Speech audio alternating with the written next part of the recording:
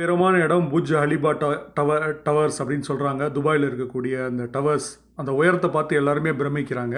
ஆனால் நம்ம பார்க்க வேண்டியது என்னென்னா அதோட அடித்தளம். அந்த அடித்தளம் வந்து எவ்வளோ ஆழமாகவும் ஸ்ட்ராங்காகவும் போடப்பட்டிருக்கிறதோ அந்த அளவு தான் அந்த டவர் வந்து மிக உயரமாக இருக்குது. அதே மாதிரி தான் மனிதர்களும் நம்ம வந்து எவ்வளோ ஆழமான அடித்தளத்தை நமக்குள்ளே ஏற்படுத்திக்கிறோமோ பணம் சம்பாதிக்கிற விஷயத்தில் அவ்வளோ உயரமாக வளரலாம் அப்படின்றது தான் தத்துவம். டிப்ஸ் அப்படின்னு ஒன்றே நான் டைரெக்டாக டிப்ஸுக்கு போகல. அதுக்கு முன்னாடி என்ன அடித்தளம், அந்த அடித்தளத்தை நம்ம எப்படி ஸ்ட்ராங்காக போடணும் அப்படின்றது தான். ஏன்னா நிறைய பேர் அந்த அடித்தளத்தில் மிஸ் பண்ணிடுறாங்க. அந்த அடித்தளம் இல்லாதனால தான் அவங்களுக்கு தொடர் தோல்வி அப்படின்றது வருது. அதனால் நம்ம அடித்தளத்துலேருந்தே பார்த்துடலாம். If you continue doing what you do you will get what you have got அப்படின்னு இங்கிலீஷில் ஒரு பழமொழி இருக்குது. அது என்னென்னா, நம்ம செய்கிறதே திருப்பி செஞ்சுக்கிட்டு இருந்தோம்னா நமக்கு ஏற்கனவே என்ன ரிசல்ட் கிடைச்சதோ அதே ரிசல்ட் தான் கிடைக்கும் அப்படின்றத சொல்லக்கூடியது தான் அது. நமக்கு புதுசாக ஒரு வருமானம் வேணும் அப்படின்னா அதுக்காக புதுசாக நம்ம ஒரு செயலை செய்யணும்.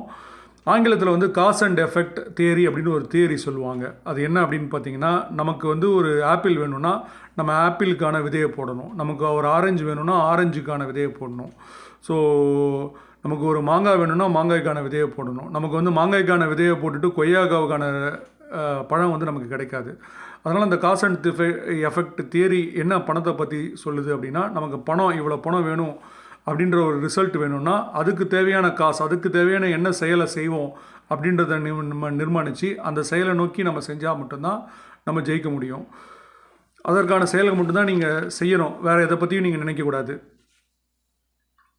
நம்ம வந்து இப்போ நீங்கள் வேலை பார்த்துட்ருக்கீங்க, இப்போ வந்து வேலை பார்க்கக்கூடிய சூழ்நிலை இருக்கீங்க அப்படின்னு சொன்னீங்கன்னா, நீங்கள் புரிஞ்சுக்க வேண்டிய ஒரு விஷயம் என்னென்னா, if you work for others you will become poor. If you work for your self you will become rich அப்படின்னு ஒரு பழமொழி இருக்குது. என்னென்னா, நீங்கள் அடுத்தவர்களுக்காக வேலை செஞ்சீங்கன்னா நீங்கள் கடைசி வரைக்கும் ஏழையாக தான் இருப்பீங்க. நீங்கள் உங்களுக்காக வேலை செஞ்சால் மட்டும்தான் நீங்கள் பணக்காரன் ஆக முடியும் அப்படின்றது தான்.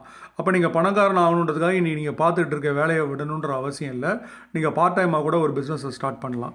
ஸோ அப்போ பார்ட் டைமாக ஒரு பிஸ்னஸை ஸ்டார்ட் பண்ணணுன்னா என்ன மாதிரியான பிஸ்னஸை ஸ்டார்ட் பண்ணலாம் அப்படின்னு பார்த்தீங்கன்னா, 2 விதமான தொழில்களை சொல்லுவாங்க. ஒன்று உற்பத்தி துறை, இன்னொன்று சேவைத்துறை. உற்பத்தி துறையில் பார்த்தீங்கன்னா அசட் ஹெவி, அசட் லைட் அப்படின்னு சொல்லுவாங்க.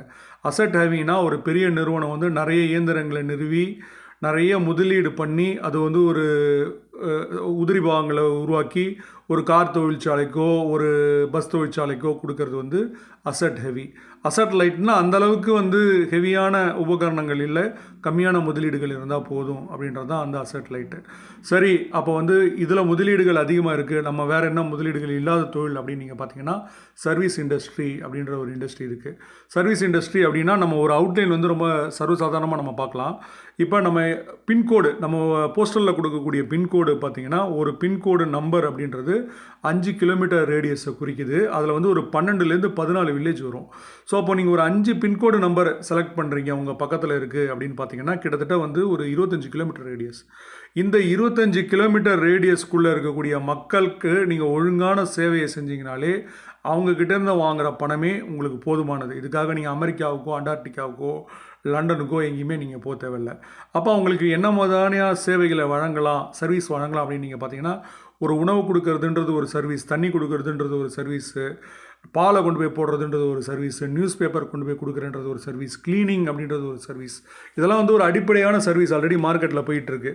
இதெல்லாம் எசென்ஷியல். இது இல்லாமல் அடிஷ்னல் சர்வீசஸ் அப்படின்னு பார்த்தீங்கன்னா இன்டர்நெட் சர்வீஸு, இன்சூரன்ஸ் சர்வீஸ், லோன்ஸ்க்கான சர்வீஸு, அதுக்கப்புறம் மியூச்சுவல் ஃபண்ட்ஸ்க்கான சர்வீஸ் அப்படின்னு சொல்லி நிறைய கைண்ட் ஆஃப் சர்வீஸ் பிஸ்னஸ் இருக்குது. இதில் நீங்கள் ஒரு ஏஜெண்ட்டாக பணிபுரியலாம்.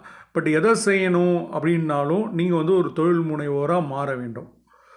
அப்போ நீங்கள் எப்படி என்ன விதமான தொழில் முனைவோராக மாற வேண்டும்ன்றதை நம்ம அடுத்த வீடியோவில் பார்க்கலாம். இந்த வீடியோ உங்களுக்கு பிடிச்சிருந்தால் லைக் பண்ணுங்கள், ஷேர் பண்ணுங்கள், சப்ஸ்கிரைப் பண்ணுங்கள், கமெண்ட் பண்ணுங்கள். வாங்க சேர்ந்தே பயணிக்கலாம். நன்றி. என் பேர் விஜயகுமார்.